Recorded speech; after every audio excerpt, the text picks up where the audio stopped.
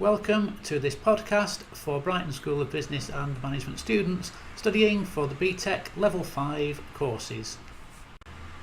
For this unit, you'll need to satisfy the criteria exactly as laid down in the assignment brief and as described here, but you should, wherever possible, use examples from your own organisation and business sector, as well as showing evidence that you have studied the unit topics in depth and breadth by referring where appropriate to relevant models, theories and established best practices. To enhance your understanding of these assignment issues, we strongly advise that you also discuss them with managers and specialists within your own organisation. Each section will be approximately 500 words, but this is flexible up to 600 words, not including graphics or illustrations, so you will need to keep your responses focused on what is being specifically asked for in each section. Section 1. Here you need to describe the range of processes your organisation and team uses: email, fax, telephone, letter, face-to-face discussion, meetings, presentations, etc. Within the team and between the team and other departments and other organisations, and comment on how effective these are or are not. If it is not possible to use your own organisation, then contact your tutor for advice. For this bullet point, select the 3 most important communication processes and explain what the purpose and importance is of each. On the last bullet point, you will need to discuss this broadly. The barriers and weaknesses are likely to be linked to status, roles, responsibilities, management attitude, the level of physical resources, equipment, technological systems, human resources, procedures or lack of them, training and development or lack of it, and so on. Section 2. Keep in mind that this section is about you personally. Simply self-assessing the effectiveness of your communication skills can be very misleading, as we often are not seen by others as we see ourselves. Here you should discuss the use of feedback from colleagues, line managers and customers, formal appraisals, and comparing your approach with established best practices.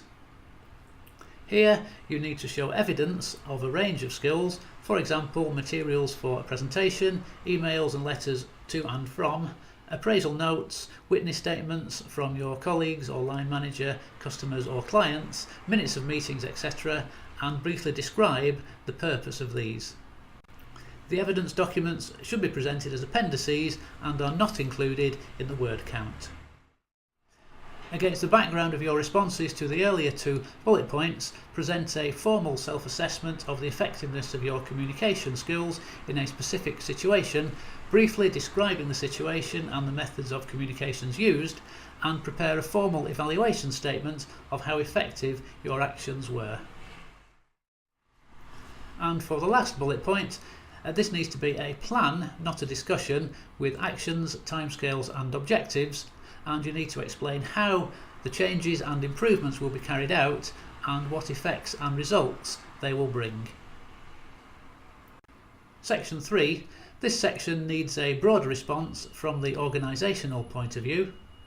For the first bullet point, you need to identify and describe either internal communications, horizontally, laterally, one-to-one, team-to-team, manager-to-team, etc., or external communications with other departments, customers, clients, suppliers or external agencies that actually take place, and then prepare an outline plan with actions, timescales, resources and objectives.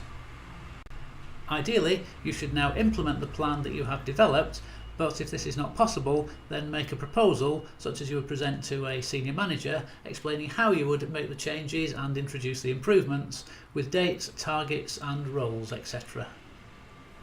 On the last bullet point, you need to explain how the progress, success and failure of the changes, that is, the changes your plan is intending to make happen, would be monitored and evaluated or judged, how, by whom and when. Don't forget, you also need to write a reflective statement and add a short list of sources of information and references showing any books, websites, articles, case studies, reports, internal documents and people interviewed that you drew on to complete this assignment. The reflective statement and sources of information and references are not included in the word count. Here is a list of websites that you should find useful when completing this assignment. And if you need any further help or guidance with this assignment, please contact your tutor.